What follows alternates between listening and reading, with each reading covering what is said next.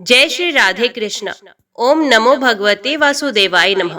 आप सभी को जय मां कंजक चैनल की तरफ से वैसाखी अमावस्या की हार्दिक शुभकामनाएं। आज की वीडियो के माध्यम से हम आपके सामने वैसाख अमावस्या की कथा प्रस्तुत करने जा रहे हैं। उम्मीद करती हूँ कथा का पूरा फल लेने के लिए आप कथा को शुरू से लेकर अंत तक जरूर श्रवण करेंगे, क्योंकि कथा का पूरा फल हमें कथा को पूरा सुनने से ही मिलता है। आधा अधूरा छोड़ने से हम सिर्फ पाप के भागीदार बनते हैं। तो चलिए आज की इस कथा को हम शुरू करते हैं। जय श्री राधे कृष्ण। ओम नमो भगवते वासुदेवाय नमः। मिथिलापति ने पूछा, हे ब्राह्मण, इस वैशाख मास में कौन कौन सी तिथियां पुण्यदायिनी हैं? श्रुतदेव बोले, सूर्य के मेष राशि पर स्थित होने पर वैशाख मास में 30 तिथियां पुण्यदायिनी मानी गई हैं। एकादशी में किया हुआ पुण्य कोटि गुना होता है। उसमें स्नान, दान, तपस्या, होम, देव पूजा, पुण्यक्रम एवं कथा का श्रवण किया जाए तो वे तत्काल मुक्ति देने वाला होता है। जो रोगादि से ग्रस्त और दरिद्रता से पीड़ित हो, वे मनुष्य इस पुण्यमयी कथा को सुनकर कृत्य कृत्य हो जाता है। वैशाख मास मन से सेवन करने योग्य है, क्योंकि वे समय उत्तम गुणों से युक्त है। दरिद्र, धान्य, पंगु, अंधा, नपुंसक, विधवा, साधारण स्त्री, पुरुष, बालक, युवा, वृद्ध तथा रोग से पीड़ित मनुष्य ही क्यों ना हो, वैशाख मास का धर्म सबके लिए अत्यंत सुख साध्य है। परम पुण्य में वैशाख मास में जब सूर्य मेष राशि में स्थित हो, तब पाप नाशनी अमावस्या कोटि गया के समान फल देने वाली होती है। राजन, जब पृथ्वी पर राज ऋषि सावरणी का शासन था, उस समय 30वें कलयुग के अंत में वे सभी धर्मों का अलोप हो चुका था। उसी समय आनर्त देश में धर्मवर्ण नाम से विख्यात एक ब्राह्मण थे। मुनिवर धर्मवर्ण ने उस कलयुग में ही किसी समय महात्मा मुनियों के सत्रयाग में सम्मिलित होने के लिए पुष्कर क्षेत्र की यात्रा की। वहां कुछ व्रतधारी महर्षियों ने कलयुग की प्रशंसा करते हुए इस प्रकार कहा था, सतयुग में भगवान विष्णु को संतुष्ट करने वाला जो पुण्य 1 वर्ष में साध्य है, वही त्रेता में 1 मास में और द्वापर में 15 दिनों में साध्य होता है। परंतु कलयुग में भगवान विष्णु का स्मरण कर लेने से ही उससे 10 गुना पुण्य होता है। कली में बहुत थोड़ा पुण्य भी कोटि गुना होता है। जो एक बार भी भगवान का नाम लेकर दयादान करता है और दुर्भिक्ष में अन्न देता है, वे निश्चय ही ऊर्ध्व लोक में गमन करता है। ये सुनकर देवऋषि नारद हंसते हुए उन्मत्त के समान नृत्य करने लगे। सभासदों ने पूछा, नारद जी, ये क्या बात है? तब बुद्धिमान नारद जी ने हंसते हुए उन सबको उत्तर दिया, आप लोगों का कथन सत्य है।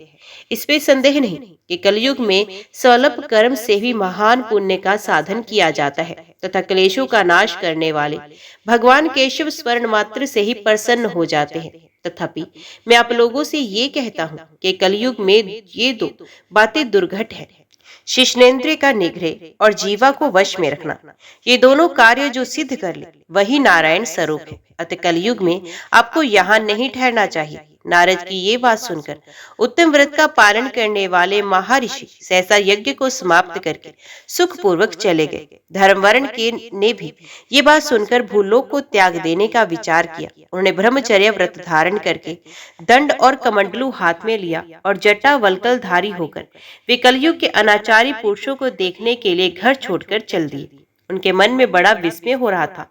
उन्होंने देखा प्राय मनुष्य पापाचार में प्रवृत्त हो बड़े भयंकर एवं दुष्ट हो गए हैं। ब्राह्मण पाखंडी हो गए हैं, शूद्र संन्यास धारण करते हैं, पत्नी अपने पति से द्वेष रखती है, शिष्य गुरु से वैर करता है, सेवक स्वामी के और पुत्र पिता के घात में लगा हुआ है। ब्राह्मण शूद्रवत और गोए बकरियों के समान हो गई हैं। वेदों में गाथा की ही प्रधानता रह गई है। शुभ कर्म साधारण लौकिक कृत्यों के ही समान रह गए हैं। इनके प्रति किसी की महत्व बुद्धि नहीं है। भूत, प्रेत और पिशाच आदि की उपासना चल पड़ी है। ये सब लोग मैथुन में आसक्त हैं और उसके लिए अपने प्राण भी खो बैठते हैं। सब लोग झूठी गवाही देते हैं। मन में सदा छल और कपट भरा रहता है। कलयुग में सदा लोगों के मन में कुछ और, वाणी में कुछ और तथा क्रिया में कुछ और रहता है और देखा भी कुछ और ही जाता है। सबकी विद्या किसी न किसी स्वार्थ को लेकर ही होती है और केवल राजभवन में उसका आदर होता है।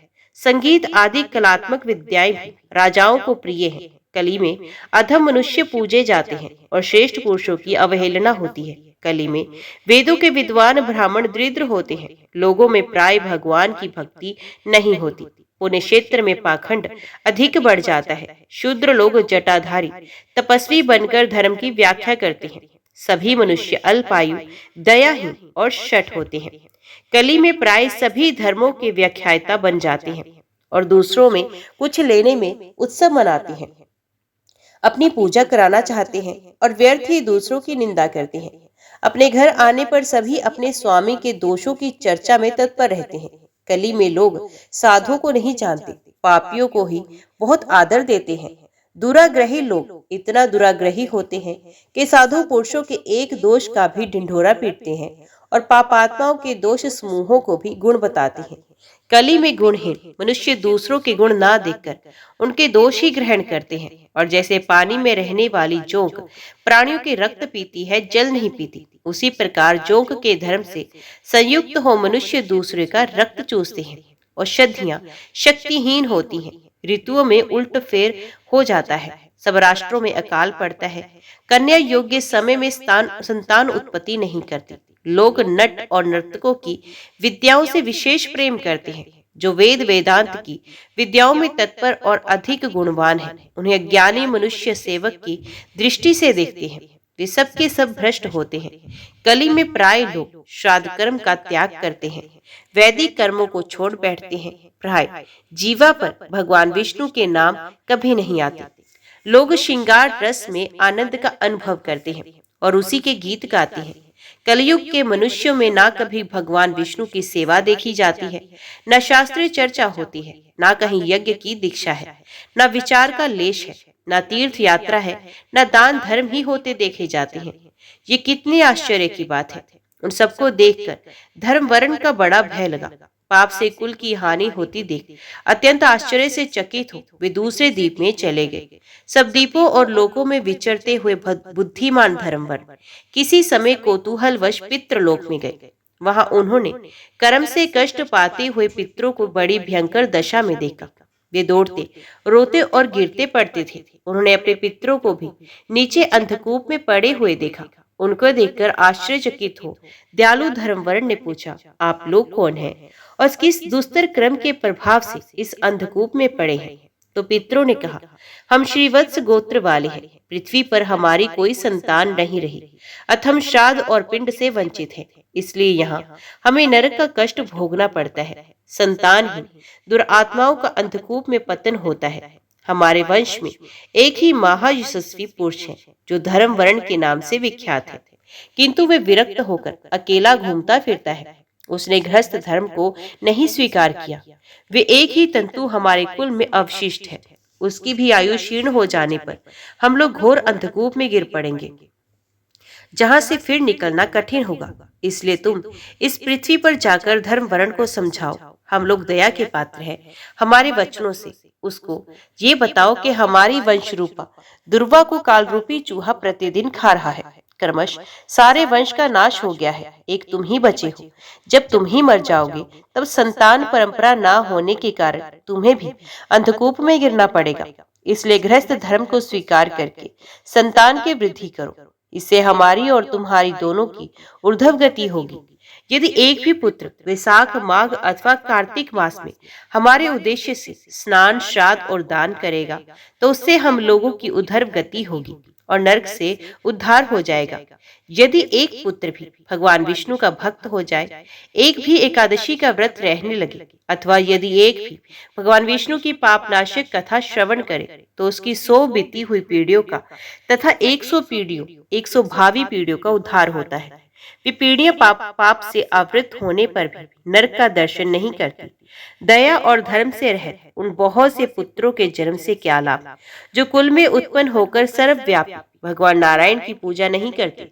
इस प्रकार प्रिय वचनों द्वारा धर्म वर्ण को समझाकर तुम उसे विरक्ति पूर्ण ब्रह्मचर्य आश्रम से गृहस्थ आश्रम में प्रवेश करने की सलाह दो। पितरों की ये बात सुनकर धर्म वर्ण अत्यंत विस्मित हुआ और हाथ जोड़कर बोला, मैं ही धर्म वर्ण नाम से विख्यात आपके वंश का दुरागाही बालक हूँ। यज्ञ में महात्मा नारद जी का ये वचन सुनकर कि कलयुग में प्राय कोई भी रसनेन्द्रिय और शिष्णेन्द्रिय को दृढ़ता पूर्वक संयम में नहीं रखता, मैं दुर्जनों की संगति से भयभीत हो अब तक दूसरे दूसरे द्वीपों में घूमता रहा। इस कलयुग के 3 चरण बीत गए। अंतिम चरण में भी 3.5 भाग व्यतीत हो चुके। मेरा जन्म व्यर्थ बीता, क्योंकि जिस कुल में मैंने जन्म लिया उसमें माता पिता के ऋण को भी मैंने नहीं चुकाया। पृथ्वी के भारभूत उस शत्रु तुल्य पुत्र के उत्पन्न होने से क्या लाभ, जो पैदा होकर भगवान विष्णु और देवताओं तथा पितरों की पूजा ना करे। मैं आप लोगों की आज्ञा का पालन करूंगा। बताइए, पृथ्वी पर किस प्रकार मुझे कलयुग से और संसार से भी बाधा नहीं प्राप्त होगी। धर्मवर्ण की बात सुनकर पितरों के मन को कुछ आश्वासन मिला और वे बोले, बेटा, तुम गृहस्थ आश्रम स्वीकार करके संतान उत्पत्ति के द्वारा हमारा उद्धार करो। जो भगवान श्री विष्णु की कथा में अनुरक्त होते, निरंतर श्री हरि का स्मरण करते और सदाचार के पालन में तत्पर रहते हैं, उन्हें कलयुग बाधा नहीं पहुंचाता। मानत जिसके घर में शालिग्राम शिला अथवा महाभारत की पुस्तक हो, उसे भी कलयुग बाधा नहीं दे सकता। जो वैशाख मास के धर्मों का पालन करता, माघ स्नान में तत्पर होता और कार्तिक में दीप देता है, उसे भी कली की बाधा नहीं प्राप्त होती। जो प्रतिदिन महात्मा भगवान विष्णु की पापनाशक एवं मोक्षदायिनी दिव्य कथा सुनता है, जिसके घर में बलि वैश्वदेव होता है, शुभकारिणी तुलसी स्थित होती है तथा जिसके आंगन में उत्तम गौ रहती है, उसे भी कलयुग बाधा नहीं देता। अतः इस पापात्मक युग में भी तुम्हें कोई भय नहीं है। बेटा, शीघ्र पृथ्वी पर जाओ। इस समय वैशाख मास चल रहा है। ये सबका उपकार करने वाला मास है। सूर्य के मेष राशि में स्थित होने पर 30 तिथियां पुण्यदानी मानी गई हैं। एक दिन तिथि में किया हुआ पुण्य कोटि कोटि गुना अधिक होता है। उनमें भी जो वैशाख की अमावस्या तिथि है, वे मनुष्य को मोक्ष देने वाली है। देवताओं और पितरों को वे बहुत प्रिय है, शीघ्र ही मोक्ष की प्राप्ति कराने वाली है। जो उस दिन पितरों के उद्देश्य से श्राद्ध करते हैं और जल से भरा हुआ घड़ा एवं पिंड देते हैं, उन्हें अक्षय फल की प्राप्ति होती है। अतः महामते, तुम शीघ्र जाओ और जब अमावस्या हो तब कुंभ सहित श्राद्ध एवं पिंडदान करो। सबका उपकार करने के लिए गृहस्थ धर्म का आश्रय लो। धर्म, अर्थ और काम से संतुष्ट हो। उत्तम संतान पाकर फिर मुनि व्रति से रहते हुए सुखपूर्वक द्वीप दिव्यांतरों में विचरण करो। पितरों के इस प्रकार आदेश देने पर धर्मवर मुनि शीघ्रता पूर्वक भूलोक में गए। वहां मेष राशि में सूर्यदेव के स्थित रहते हुए वैशाख मास में प्रातःकाल स्नान करके देवताओं, ऋषियों तथा पितरों का तर्पण किया। फिर कुंभदान सहित पाप विनाशक श्राद्ध करके उसके द्वारा पितरों को पुनरावर्ती रहित मुक्ति प्रदान की। तत्पश्चात उन्होंने स्वयं विवाह करके उत्तम संतान को जन्म दिया और लोक में उस पाप नाशनी अमावस्या तिथि को प्रसिद्ध किया। तदंतर वे भक्ति पूर्वक भगवान की आराधना करने के लिए हर्ष के साथ गंधमादन पर्वत पर चले गए। इसलिए वैशाख मास की ये अमावस्या तिथि परम पवित्र मानी गई है। अभी श्रवण कीजिए अगली कथा। ओम नमो भगवते वासुदेवाय नमः। जय भोलेनाथ, जय श्री हरि। कांचीपुरी में देव स्वामी नामक एक ब्राह्मण रहता था। उसकी पत्नी का नाम धनवती था। उनके 7 पुत्र तथा 1 पुत्री थी। पुत्री का नाम गुणवती था। ब्राह्मण ने 7 पुत्रों का विवाह करके बेटी के लिए वर खोजने अपने सबसे बड़े पुत्र को भेजा। उसी दौरान किसी पंडित ने पुत्री की जन्म कुंडली देखी और बताया, सप्तपदी होते होते ये कन्या विधवा हो जाएगी। तब उस ब्राह्मण ने पंडित से पूछा, पुत्री के इस वैधव्य दोष का निवारण कैसे होगा? पंडित ने बताया, सोमा का पूजन करने से वैधव्य दोष दूर होगा। फिर सोमा का परिचय देते हुए उसने बताया, वह एक धोबिन है। उसका निवास स्थान सिंगल द्वीप पे है। उसे जैसे तैसे प्रसन्न करो और गुणवती के विवाह से पूर्व उसे यहाँ बुला लो। तब देव स्वामी का सबसे छोटा लड़का बहन को अपने साथ लेकर सिंगल द्वीप जाने के लिए सागर तट पर चला गया। सागर पार करने की चिंता में दोनों एक वृक्ष की छाया में बैठ गए। उस पेड़ पर एक घोंसले में गिद्ध का परिवार रहता था। उस समय घोंसले में सिर्फ गिद्ध के बच्चे थे। गिद्ध के बच्चे भाई बहन के क्रियाकलापों को देख रहे थे। सायंकाल के समय उन बच्चों की माँ आई तो उन्होंने भोजन नहीं किया। वे माँ से बोले, नीचे दो प्राणी सुबह से भूखे प्यासे बैठे हैं। जब तक वे कुछ नहीं खा लेते तब तक हम भी कुछ नहीं खाएंगे। तब दया और ममता के वशीभूत गिद्ध माता उनके पास आई और बोली, मैंने आपकी इच्छाओं को जान लिया है।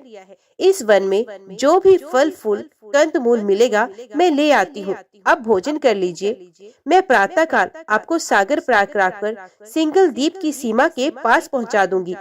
और वे दोनों भाई बहन माता की सहायता से सोमा के पास जा पहुँचे। वे नित्य प्रातः उठकर सोमा का घर झाड़कर लीप देते थे। एक दिन सोमा ने अपनी बहुओं से पूछा, हमारे घर कौन बुहारता है, कौन लीपता, कौन पोतता है? सबने कहा, हमारे सिवाय और कौन बाहर से इस काम को करने आएगा? किंतु सोमा को उनकी बातों पर विश्वास नहीं हुआ। एक दिन उसने रहस्य जानना चाहा। वे सारी रात जागी और सब कुछ प्रत्यक्ष देखकर जान गई। सोमा को उन भाई बहन से वार्तालाप हुआ। भाई ने सोमा को बहन संबंधी सारी बात बताई। सोमा ने उनके श्रम साधना तथा सेवा से प्रसन्न होकर उचित समय पर उनके घर पहुंचने का वचन देकर कन्या के वैधव्य दोष निवारण का आश्वासन दे दिया। किंतु भाई ने उससे अपने साथ चलने का आग्रह किया। आग्रह करने पर सोमा उनके साथ चल दी। चलते समय सोमा ने बहुओं से कहा, मेरी अनुपस्थिति में यदि किसी को देहांत हो जाए तो उसके शरीर को नष्ट मत करना, मेरा इंतजार करना। फिर सोमा बहन भाई के साथ कांचीपुरी पहुंच गई। दूसरे दिन गुणवती के विवाह का कार्यक्रम तय हो गया। सप्तपदी होते ही उसका पति मर गया। सोमा ने तुरंत अपने संचित पुण्यों का फल गुणवती को प्रदान कर दिया। तुरंत ही उसका पति जीवित हो गया। सोमा उन्हें आशीर्वाद देकर अपने घर चली आई। उधर गुणवती को पुण्य फल देने से सोमा के पुत्र जमाता तथा पति की मृत्यु हो गई। सोमा ने पुण्य फल संचित करने के लिए मार्ग में पीपल वृक्ष की छाया में विष्णु जी का पूजन करके 108 परिक्रमाएं की। इसके पूर्ण होने पर उसके परिवार के मृतक जन जीवित हो उठे। निष्काम भाव से सेवा का फल मधुर होता है। यही मौनी अमावस्या के व्रत का लक्ष्य है। चंद्रमा को मन का स्वामी माना गया है और अमावस्या को चंद्र दर्शन नहीं होते, जिससे मन की स्थिति कमजोर होती है। इसलिए इस दिन मौन व्रत रखकर मन को संयम में रखने का विधान बनाया गया है। शास्त्रों में भी वर्णित है कि होठों से ईश्वर का जाप करने से जितना पुण्य मिलता है उससे कई गुना अधिक पुण्य मन में हरि का नाम लेने से मिलता है। चूंकि इस व्रत को करने वाले को पूरे दिन मौन व्रत का पालन करना होता है, इसलिए ये योग पर आधारित व्रत भी कहलाता है। मौनी अमावस्या के दिन संतों की तरह चुप रहें तो उत्तम है। अगर आप चुप रहना संभव नहीं करते तो कम से कम अपने मुख से कोई भी कटु शब्द ना निकालें। इस दिन भगवान विष्णु और शिव दोनों की पूजा का विधान है। वास्तव में शिव और विष्णु दोनों एक ही हैं, जो भक्तों के कल्याण हेतु दो स्वरूप धारण करते हैं। तो चलिए अभी श्रवण करते हैं मौनी अमावस्या की दूसरी कथा। ओम नमो भगवते वासुदेवाय नमः। भीष्म जी ने कहा, हे ब्राह्मण, जो कर्म सबसे अधिक पुण्यजनक हो, जो संसार में सदा और सबको प्रिय जान पड़ता हो तथा पूर्व पुरुषों ने जिसका अनुष्ठान किया हो, ऐसा कर्म आप अपनी इच्छा के अनुसार सोच कर बताएं। पूर्ण सत्य जी बोले, राजन, एक समय की बात है। व्यास जी के शिष्य मंडली के समस्त दिव्य आदर पूर्वक उन्हें प्रणाम करके धर्म की बात पूछने लगे, ठीक इसी तरह जैसे तुम मुझसे पूछ रहे हो। द्विजों ने कहा, हे गुरुदेव, संसार में पुण्य से भी पुण्यतम और सब धर्मों में उत्तम धर्म क्या है? किसका अनुष्ठान करके मनुष्य अक्षय पद को प्राप्त करता है? मृत्यु लोक में निवास करने वाले छोटे बड़े सभी वर्णों के लोग जिसका अनुष्ठान कर सके। व्यास जी बोले, शिष्यगण, मैं तुम लोगों को 5 धर्मों के आख्यान सुनाऊंगा। उन 5 में से एक का भी अनुष्ठान करके मनुष्य सुयश, स्वर्ग तथा मोक्ष भी पा सकता है। माता पिता की पूजा, पति की सेवा, सबके प्रति समान भाव, मित्रों से द्रोह ना करना और भगवान श्री विष्णु का भजन करना, ये 5 महायज्ञ है।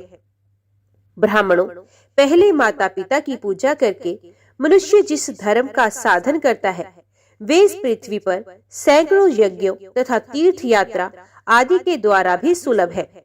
पिता धर्म है, पिता स्वर्ग है और पिता ही सर्वोत्कृष्ट तपस्या है। पिता के प्रसन्न हो जाने पर संपूर्ण देवता प्रसन्न हो जाते हैं।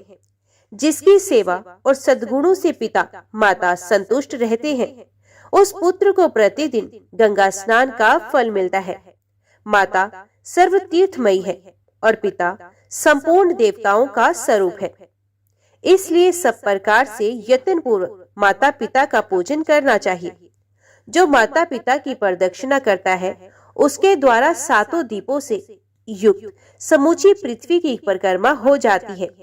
माता पिता को प्रणाम करते समय जिसके हाथ, घुटने और मस्तक पृथ्वी पर टिकते हैं, वे अक्षय स्वर्ग को पाता है। जब तक माता पिता के चरणों की रज पुत्र के मस्तक और शरीर में लगी रहती है, तभी तक वे शुद्ध रहता है। जो पुत्र माता पिता के चरण कमलों का जल पीता है, उसके करोड़ों जन्मों के पाप नष्ट हो जाते हैं। वे मनुष्य संसार में धन्य है। जो नीच पुरुष माता पिता की आज्ञा का उल्लंघन करता है, वे महाप्रलय पर्यंत नरक में निवास करता है। जो रोगी, वृद्ध, जीविका से रहित, अंधे और बहरे पिता को त्याग कर चला जाता है, वे रौरव नरक में पड़ता है। इतना ही नहीं, उसे अनंतजों, मलेच्छों और चांडालों की योनि में जन्म लेना पड़ता है। माता पिता का पालन पोषण ना करने से समस्त पुण्यों का नाश हो जाता है। माता पिता की आराधना ना करके पुत्र यदि तीर्थ और देवताओं का सेवन भी करे, तो उसे उसका फल नहीं मिलता। ब्राह्मणों, इस विषय में मैं एक प्राचीन इतिहास कहता हूँ, यत्न पूर्वक उसका श्रवण करो। इसका श्रवण करके भूतल पर फिर कभी तुम्हें मोह नहीं व्यापेगा। पूर्व काल की बात है। नरोत्तम नाम से प्रसिद्ध एक ब्राह्मण था। वे अपने माता पिता का अनादर करके तीर्थ सेवन के लिए चला गया। सब तीर्थों में घूमते हुए उस ब्राह्मण के वस्त्र प्रतिदिन आकाश में ही सूखते थे। इससे उसके मन में बड़ा भारी अहंकार हो गया। वे समझने लगा, मेरे समान पुण्य आत्मा और महायशस्वी दूसरा कोई नहीं है। एक दिन वे मुख ऊपर की ओर करके यही बात कह रहा था। इतने में ही एक बगुले ने उसके मुंह पर बीट कर दी। एक ब्राह्मण ने क्रोध में आकर उसे शाप दिया कि बेचारा बगुला राख की ढेरी होकर पृथ्वी पर गिर पड़ा। बगले की मृत्यु होते ही नरोत्तम के भीतर महामोह ने प्रवेश किया। उसी पाप से ब्राह्मण का वस्त्र अब आकाश में नहीं ठहरता। ये जानकर उसे बड़ा खेद हुआ। तदंतर आकाशवाणी ने कहा, हे ब्राह्मण, तुम परम धर्मात्मा मूक चांडाल के पास जाओ। वहां जाने से तुम्हें धर्म का ज्ञान होगा। उसका वचन तुम्हारे लिए कल्याणकारी होगा। ये आकाशवाणी सुनकर ब्राह्मण मूक चांडाल के घर गया। वहां जाकर उसने देखा ये चांडाल सब प्रकार से अपने माता पिता की सेवा में लगा है। जाड़े के दिनों में वे अपने माँ बाप को स्नान के लिए गर्म जल देता, उनके शरीर में तेल लगाता, तापने के लिए अंगीठी जलाता, भोजन के पश्चात पान खिलाता और रुईदार कपड़े पहनने को देता। प्रतिदिन मिष्ठान भोजन के लिए परोसता और वसंत ऋतु में महुआ की सुगंधित माला पहनता था। इनके सिवा और भी जो भोग सामग्रियां प्राप्त होती उन्हें देता और भांति भांति की आवश्यकताएं पूर्ण किया करता था। गर्मी के मौसम में प्रतिदिन माता पिता को पंखा झलता। इस प्रकार नित्य प्रति उनकी परिचर्या करके ही वे भोजन करता था। माता पिता की थकावट और कष्ट का निवारण करना उसका सदा का नियम था। इन पुण्य कर्मों के कारण चांडाल का घर बिना किसी आधार और खंबे के ही आकाश में स्थित था। उसके अंदर त्रिभुवन के स्वामी भगवान श्रीहरि मनोहर ब्राह्मण का रूप धारण किए नित्य क्रीड़ा करते थे। वे सत्य स्वरूप परमात्मा अपने महान सत्य में तेजस्वी विग्रह से उस चांडाल मंदिर की शोभा बढ़ाते थे। ये सब देखकर ब्राह्मणों को बड़ा विस्मय हुआ। उसने मूक चांडाल से कहा, तुम मेरे पास आओ, मैं तुमसे संपूर्ण लोगों के सनातन हित की बात पूछता हूँ, उसे ठीक ठीक बताओ। मूक चांडाल बोला, हे विप्र, इस समय मैं माता पिता की सेवा कर रहा हूँ, आपके पास कैसे आऊं? इनकी पूजा करके आपकी आवश्यकता पूर्ण करूंगा, तब तक मेरे दरवाजे पर ठहरिए, मैं आपका अतिथि सत्कार करूंगा। चांडाल के इतना कहते ही ब्राह्मण देवता आग बबूला हो गए और बोले, मुझ ब्राह्मण की सेवा छोड़कर तुम्हारे लिए कौन सा कार्य बड़ा हो सकता है? चांडाल बोला, बाबा क्यों व्यर्थ कोप करते हैं, मैं बगुला नहीं हूँ। इस समय आपका क्रोध बगले पर ही सफल हो सकता है, दूसरे किसी पर नहीं। अब आपकी धोती ना तो आकाश में सूखती है और न ठहर ही पाती है। आकाशवाणी सुनकर आप मेरे घर पर आए हैं, थोड़ी देर ठहरिए तो मैं आपके प्रश्न का उत्तर दूंगा, अन्यथा पतिव्रता स्त्री के पास जाइए। द्विश्रेष्ठ, पतिव्रता स्त्री का दर्शन करने पर आपका अभीष्ट सिद्ध होगा। व्यास जी कहते हैं, तदंतर चांडाल के घर से ब्राह्मण रूपधारी भगवान श्री विष्णु ने निकलकर उस द्विज से कहा, चलो मैं पतिव्रता देवी के घर चलता हूँ। द्विज श्रेष्ठ नरोत्तम कुछ सोचकर उनके साथ चल दिया। उसके मन में बड़ा विस्मय हो रहा था। उसने रास्ते में भगवान से पूछा, हे विप्रवर, आप इस चांडाल के घर में जहाँ स्त्रियां रहती हैं, किस लिए निवास करते हैं? ब्राह्मण रूपधारी भगवान ने कहा, विप्रवर, इस समय तुम्हारा हृदय शुद्ध नहीं है, पहले पतिव्रता आदि का दर्शन करो, उसके बाद मुझे ठीक ठीक जान सकोगे। ब्राह्मण ने पूछा, तात पतिव्रता कौन है? उसका शास्त्र ज्ञान कितना बड़ा है, जिस कारण मैं उसके पास जा रहा हूँ, वे मुझे भी बताइए। श्री भगवान बोले, हे ब्राह्मण, नदियों में गंगा जी, स्त्रियों में पतिव्रता और देवताओं में भगवान श्री विष्णु श्रेष्ठ है। जो पतिव्रता नारी प्रतिदिन अपने पति के हित साधन में लगी रहती है, वे अपने पितृकुल और पति कुल दोनों कुलों की 100 पीढ़ियों का उद्धार कर देती है। ब्राह्मण ने पूछा, द्विश्रेष्ठ, कौन स्त्री पतिव्रता होती है? पतिव्रता का क्या लक्षण है? मैं जिस प्रकार इस बात को ठीक ठीक समझ सकूं, उस प्रकार उपदेश दीजिए। श्री भगवान बोले, जो स्त्री पुत्री की अपेक्षा 100 गुने स्नेह से पति की आराधना करती है, राजा के समान उसका भय मानती है और पति को भगवान का स्वरूप समझती है, वे पतिव्रता है। जो गृह कार्य करने में दासी, रमण काल में वैश्या तथा भोजन के समय माता के समान आचरण करती है और जो विपत्ति में स्वामी को नेक सलाह देकर मंत्री का काम करती है, वे स्त्री पतिव्रता मानी गई है। जो मन, वाणी, शरीर और क्रिया द्वारा कभी पति की आज्ञा का उल्लंघन नहीं करती तथा हमेशा पति के भोजन कर लेने पर ही भोजन करती है, उस स्त्री को पतिव्रता समझना चाहिए। जिस जिस शैया पर पति शयन करते हैं, वहाँ जो प्रतिदिन यत्न पूर्वक उनकी पूजा करती है, पति के प्रति कभी जिसके मन में डाह नहीं पैदा होती, कृपणता नहीं आती और जो मान भी नहीं करती, पति की ओर से आदर मिले या अनादर, दोनों में जिसकी समान बुद्धि रहती है, ऐसी स्त्री को पतिव्रता कहते हैं। जो साध्वी स्त्री सुंदर वेशधारी पर पुरुष को देखकर उसे भ्राता, पिता अथवा पुत्र मानती है, वे भी पतिव्रता है। द्विज श्रेष्ठ, तुम उस पतिव्रता के पास जाओ और उसे अपना मनोरथ कह सुनाओ। उसका नाम शुभा है, वे रूपवती युवती है, उसके हृदय में दया भरी है, वे बड़ी रूपवती और बड़ी यशस्विनी है। उसके पास जाकर तुम अपने हित की बात पूछो। व्यास जी कहते हैं, यो कहकर भगवान वहीं अंतर ध्यान हो गए। उन्हें अदृश्य होते देख ब्राह्मण को बड़ा आश्चर्य हुआ। उसने पतिव्रता के घर जाकर उसके विषय में पूछा। अतिथि की बोली सुनकर पतिव्रता स्त्री वेग पूर्वक घर से निकली और ब्राह्मण को आया देखकर दरवाजे पर खड़ी हो गई। ब्राह्मण ने उसे देखकर प्रसन्नता पूर्वक उससे कहा, देवी, तुमने जैसा देखा और समझा है, उसके अनुसार स्वयं ही सोचकर मेरे लिए प्रिय और हित की बात बताओ।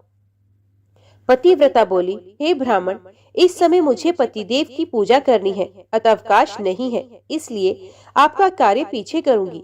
इस समय मेरा आतिथ्य ग्रहण कीजिए। ब्राह्मण बोला, कल्याणी, मेरे शरीर में इस समय भूख, प्यास और थकावट नहीं है। मुझे अभीष्ट बात बताओ, नहीं तो मैं तुम्हें शाप दे दूंगा। तब उस पतिव्रता ने भी कहा, द्विश्रेष्ठ, मैं बगुला नहीं हूँ। आप धर्म तुलाधार के पास जाइए और उन्हीं से अपने हित की बात पूछिए।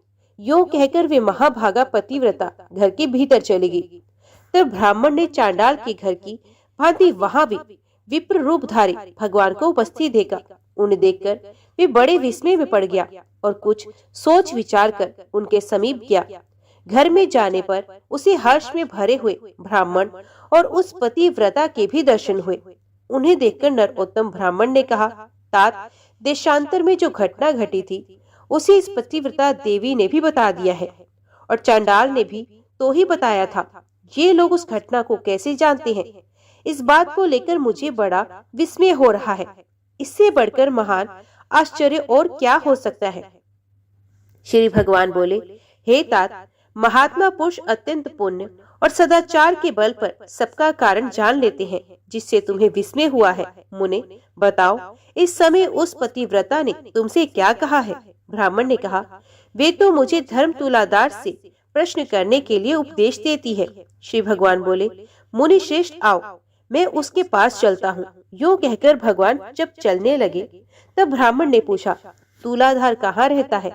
श्री भगवान ने कहा, जहाँ मनुष्यों की भीड़ एकत्रित है और नाना प्रकार के द्रव्यों की बिक्री हो रही है, उस बाजार में तुलाधार वैश्य इधर उधर कर विक्रय करता है।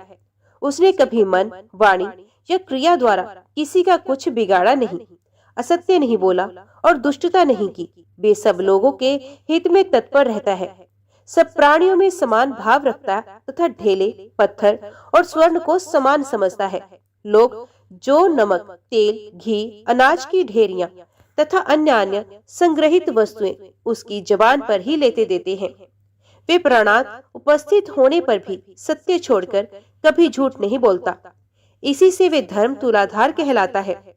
श्री भगवान के यूं कहने पर ब्राह्मण ने नाना प्रकार के रसों को बेचते हुए तुलाधार को देखा। वे बिक्री की वस्तुओं के संबंध में बातें कर रहा था। बहुत से पुरुष और स्त्रियां उसे चारों ओर से घेरकर खड़ी थी। ब्राह्मण को उपस्थित देखकर तुलाधार ने मधुरवाणी में पूछा, ब्राह्मण, यहाँ कैसे पधारना हुआ? ब्राह्मण ने कहा, मुझे धर्म का उपदेश करो, मैं इसलिए तुम्हारे पास आया हूँ। तुलाधार बोला, हे विप्रवर, जब तक लोग मेरे पास रहेंगे तब तक मैं निश्चिंत नहीं हो सकूंगा। पहर भर रात तक यही हालत रहेगी। अतः आप मेरा उपदेश मानकर धर्माकार के पास जाइए। बगले की मृत्यु से होने वाला दोष और आकाश में धोती सुखाने का रहस्य, ये सभी बातें आगे आपको मालूम हो जाएंगी। धर्माकार का नाम अद्रोहक है, ये बड़े सज्जन हैं। उनके पास जाइए, वहां उनके उपदेश से आपकी कामना सफल होगी। यूं कहकर तुलाधार खरीद बिक्री में लग गया। नरोत्तम ने विप्र रूपधारी भगवान से पूछा, हे तात, अब मैं तुलाधार के कथनानुसार सज्जन अद्रोह के पास जाऊंगा, परंतु मैं उनका घर नहीं जानता। श्री भगवान बोले, चलो, मैं तुम्हारे साथ उनके भी घर चलता हूँ। तदंतर मार्ग में जाते हुए भगवान से ब्राह्मण ने पूछा, तात, तुलाधार ना तो देवताओं एवं ऋषियों का और ना ही पितरों का ही तर्पण करता है, फिर देशांतर में संघटित हुए मेरे वृत्तांत को वे कैसे जानता है? इससे मुझे बड़ा विस्मय होता है। आप इस सब का कारण बताइए। श्री भगवान बोले, ब्राह्मण, उसने सत्य और समता से तीनों लोगों को जीत लिया है। इसी से उसके ऊपर पितर, देवता तथा मुनि भी संतुष्ट रहते हैं। धर्मात्मा तुलाधार उपयुक्त गुणों के कारण ही भूत और भविष्य की सब बातें जानता है। सत्य से बढ़कर कोई धर्म और झूठ से बड़ा दूसरा कोई पाप नहीं। जो पुरुष पाप से रहित और संभाव में स्थित है, जिसका चित्त शत्रु, मित्र और उदासीन के प्रति समान है, उसके सब पापों का नाश हो जाता है और वे भगवान श्री विष्णु के सायुज्य को प्राप्त होता है।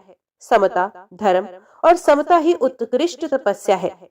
जिसके हृदय में सदा समता विराजती है, वही पुरुष संपूर्ण लोगों में श्रेष्ठ, योगियों में गणना करने योग्य और निर्लोभ होता है। जो सदा इसी प्रकार समतापूर्ण बर्ताव करता है, वे अपनी अनेकों पीढ़ियों का उद्धार कर देता है। उस पुरुष में सत्य, इंद्रिय संयम मनोनिग्रह, धीरता, स्थिरता, निर्लभता और आलस्यहीनता, ये सभी गुण प्रतिष्ठित होते हैं।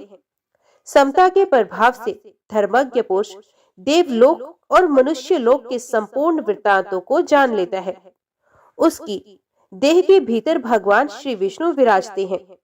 सत्य और सरलता आदि गुणों में उसकी समानता करने वाला इस संसार में दूसरा कोई नहीं होता। वे साक्षात धर्म का स्वरूप होता है और वही इस जगत को धारण करता है। ब्राह्मण ने कहा, विप्रवर, आपकी कृपा से मुझे तुलाधार के सर्वज्ञ होने का कारण ज्ञात हो गया। अब अद्रोहक का भी वृतांत है, वो मुझे बताइए। श्री भगवान बोले, विप्रवर, पूर्व काल की बात है। एक राजपुत्र की कुलवती स्त्री बड़ी सुंदर और नई अवस्था की थी। वे कामदेव की पत्नी रति और इंद्र की पत्नी शची के समान मन को हरने वाली थी। राजकुमार उसे अपने प्राणों के समान प्यार करते थे। उस सुंदर भार्या का नाम भी सुंदरी ही था। एक दिन राजकुमार को राजकार्य के लिए अकस्मात बाहर जाने के लिए उद्यत होना पड़ा। उन्होंने मन ही मन सोचा, मैं प्राणों से भी बढ़कर प्यारी अपनी इस भार्या को किस स्थान पर रखूं, जिससे इसके अस्तित्व की रक्षा निश्चित रूप से हो सके। इस बात पर खूब विचार करके राजकुमार सहसा अद्रोहक के घर पर आए और उनसे अपनी पत्नी की रक्षा का प्रस्ताव करने लगे। उनकी बात सुनकर अद्रोहक को बड़ा विस्मय हुआ। वे बोले, तात, ना तो मैं आपका पिता हूँ, ना भाई हूँ, ना बांधव हूँ, ना आपकी पत्नी के माता पिता के कुल का ही हूँ, तथा सुहृदों से भी कोई नहीं हूँ। फिर मेरे घर में इसको रखने से आप किस प्रकार निश्चित हो सकेंगे? राजकुमार बोले, महात्मन, इस संसार में आपके समान धर्मज्ञ और जितेंद्रिय पुरुष दूसरा कोई नहीं। ये सुनकर अद्रोहक ने उस विज्ञ राजकुमार से कहा, भैया, मुझे दोष न देना। इस त्रिभुवन मोहिनी भार्या की रक्षा करने में कौन पुरुष समर्थ हो सकता है? राजपुत्र ने कहा, मैं सब बातों को भली भांति विचार करके ही आपके पास आया हूँ। ये आपके घर में रहे, अब मैं जाता हूँ।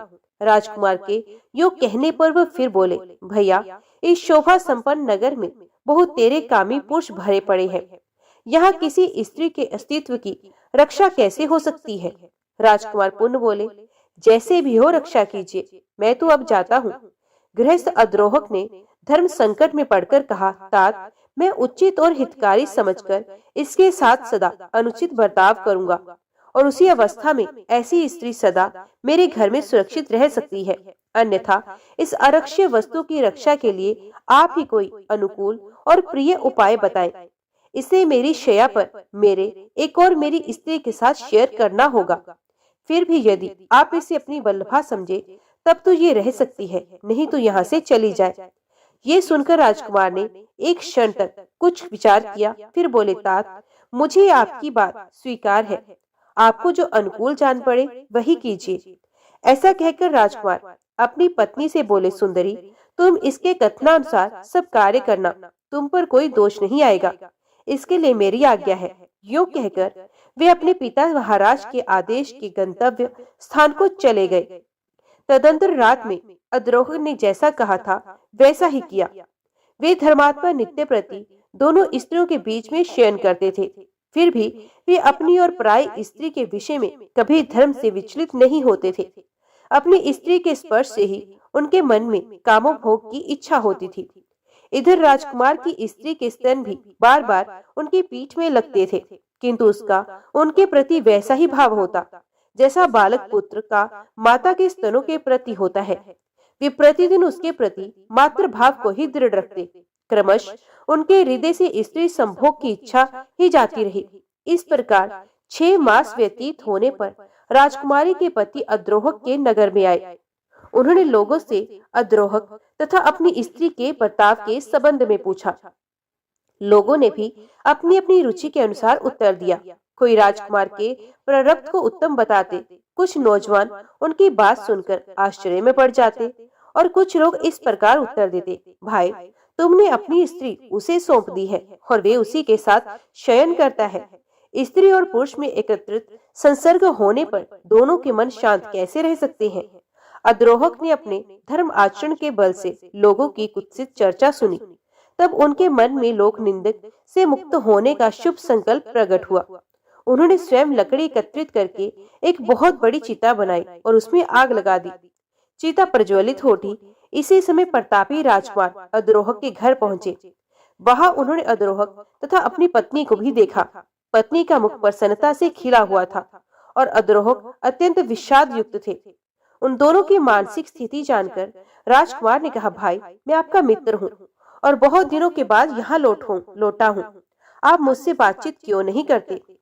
अद्रोहक ने कहा, मित्र, मैंने आपके हित के लिए जो दुष्कर कर्म किया है, वे लोग निंदा के कारण व्यर्थ सा हो गया।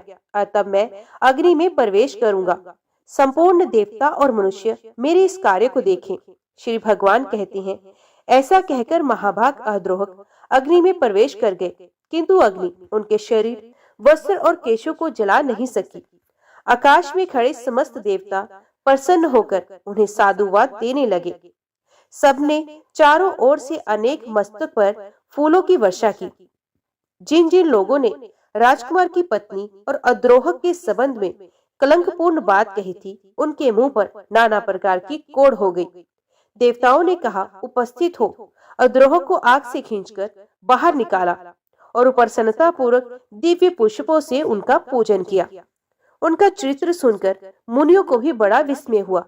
समस्त मुनिवरों तथा विभिन्न वर्णों के मनुष्यों ने उन महातेजस्वी महात्मा का पूजन किया और उन्होंने भी सबका विशेष आदर किया। उस समय देवताओं, असुरों और मनुष्यों ने मिलकर उनका नाम सज्जन अद्रोहक रखा। उनके चरणों की धूलि से पवित्र हुई भूमि के ऊपर खेती की उपज अधिक होने लगी। देवताओं ने राजकुमार से कहा, तुम अपनी इस स्त्री को स्वीकार करो। इन अद्रोहक के समान कोई मनुष्य इस संसार में नहीं हुआ है। इस समय इस पृथ्वी पर दूसरा कोई ऐसा पुरुष नहीं है जिसे काम और लोभ ने परास्त ना किया हो। देवता, असुर, मनुष्य, राक्षस, मृग, पक्षी और कीट आदि संपूर्ण प्राणियों के लिए ये काम दुर्जय है। काम, क्रोध, लोभ के कारण ही प्राणियों को सदा जन्म लेना पड़ता है। काम ही संसार बंधन में डालने वाला है।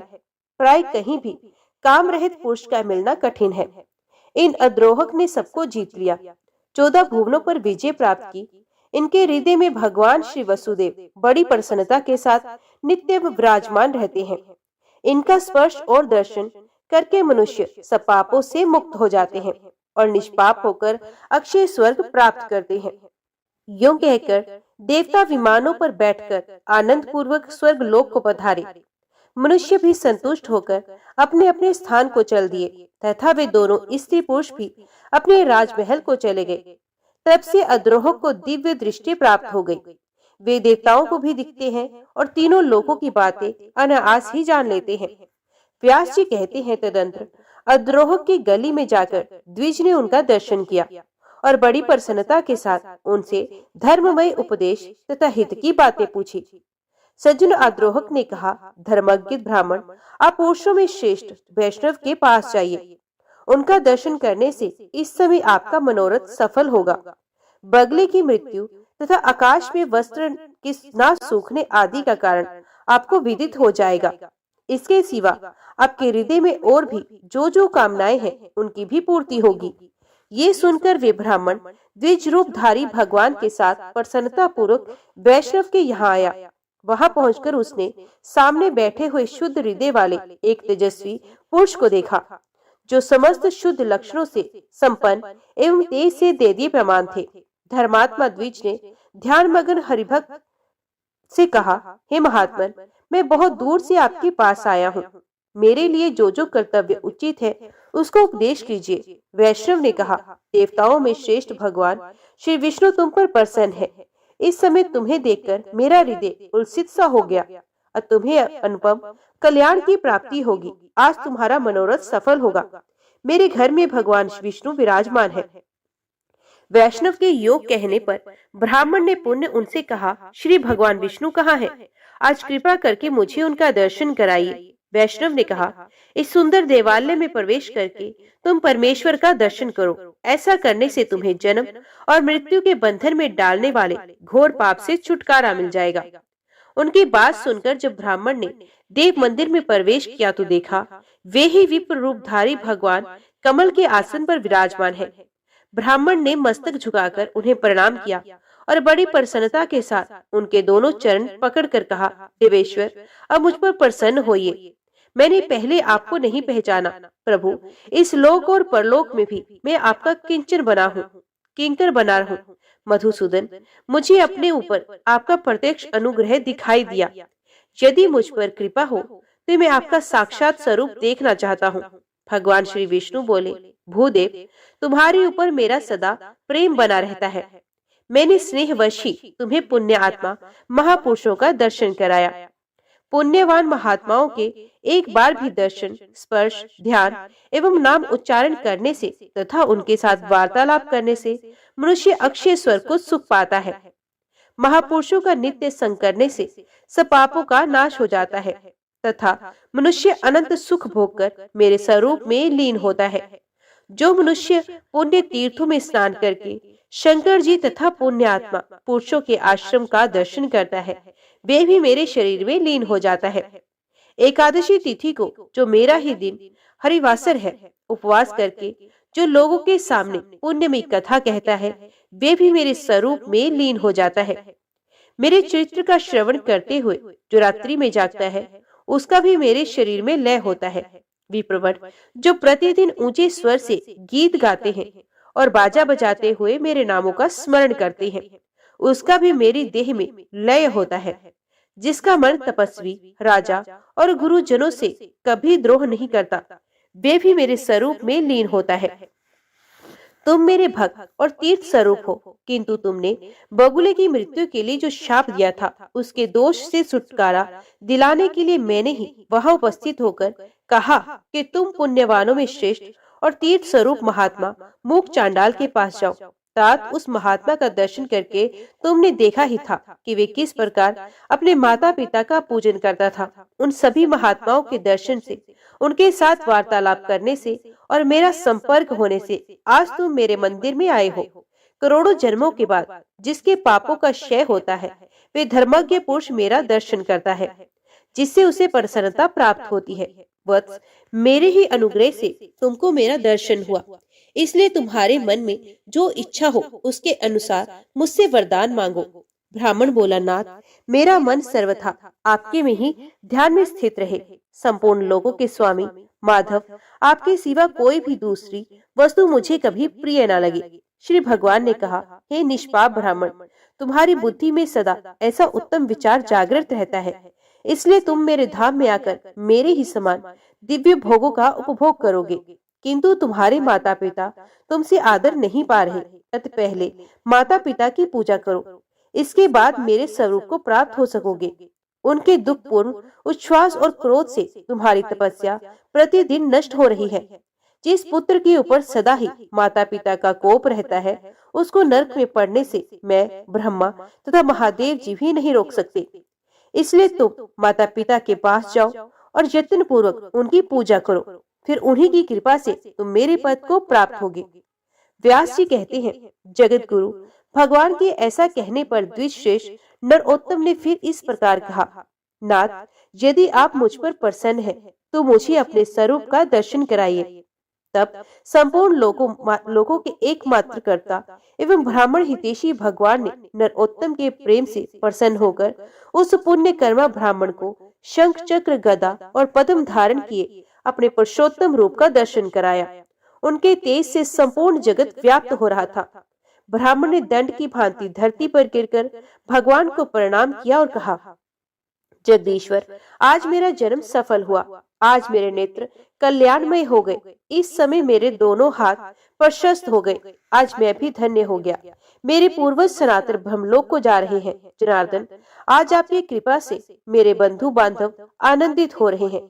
इस समय मेरे सभी मनोरथ सिद्ध हो गए, किंतु नाथ, एक मूक चांडाल आदि ज्ञानी महात्माओं की बात सोचकर मुझे बड़ा विस्मय हो रहा है। भला वे लोग देशांतर में होने वाले मेरे वृतांत को कैसे जानते हैं। मूक चांडाल के घर में आप अत्यंत सुंदर ब्राह्मण का रूप धारण करके विराजमान थे। इसी प्रकार पतिव्रता के घर में तुलाधार के यहाँ मित्रद्रोह के भवन में तथा इन वैष्णव महात्मा के मंदिर में भी आपका दर्शन हुआ। इन सब बातों का यथार्थ रहस्य क्या है, मुझ पर अनुग्रह करके बताएं। श्री भगवान ने कहा, विप्रवर, मूक चांडाल सदा अपने माता पिता में भक्ति रखता है। शुभा देवी पतिव्रता है, तुलाधार सत्यवादी है और सब लोगों के प्रति समान भाव रखता है। अद्रोहक ने लोभ और काम पर विजय पाई तथा वैष्णव मेरा अनन्य भक्त है। इन्हीं सद्गुणों के कारण प्रसन्न होकर मैं इन सबके घर में सानंद निवास करता हूँ। मेरे साथ सरस्वती लक्ष्मी भी इन लोगों के यहाँ मौजूद है। मूक चांडाल त्रिभुवन में सबका कल्याण करने वाला है। चांडाल होने पर भी वे सदाचार में स्थित है, इसलिए देवता उसे ब्राह्मण मानते हैं। पुण्य कर्म द्वारा मूक चांडाल की समानता करने वाला इस संसार में दूसरा कोई नहीं। वे सदा माता पिता की भक्ति में संलग्न रहता है। उसने अपनी इस भक्ति के बल से तीनों लोगों को जीत लिया। उसकी माता पिता के प्रति भक्ति देखकर मैं संतुष्ट रहता हूँ और इसलिए उसके घर के भीतर आकाश में संपूर्ण देवताओं के साथ ब्राह्मण रूप में निवास करता हूँ। इसी प्रकार मैं उस पतिव्रता तुलाधार के घर, अद्रोह के घर और इस वैष्णव के घर में भी निवास करता हूँ। धर्मज्ञ, एक मुहूर्त के लिए भी मैं इन लोगों का घर नहीं छोड़ता। जो पुण्य आत्मा है वे ही मेरा प्रतिदिन दर्शन पाते हैं, दूसरे पापी मनुष्य नहीं। तुमने अपने पुण्य के प्रभाव से और मेरे अनुग्रह के कारण मेरा दर्शन किया। जय श्री राधे कृष्ण। ओम नमो भगवते वासुदेवाय नमः। आज के वीडियो में इतना ही। उम्मीद करती हूँ वीडियो आपको पसंद आई होगी। वीडियो पसंद आई हो तो वीडियो को लाइक और चैनल को सब्सक्राइब जरूर कीजिएगा। जय श्री हरि लिखकर कमेंट बॉक्स में अपनी हाजिरी और अपने सुझाव देना ना भूलिएगा। तो मिलते हैं अगली कथा अगली वीडियो के साथ। तब तक के लिए देखते व सुनते रहिए। जय मां कंजक, जय माता दी।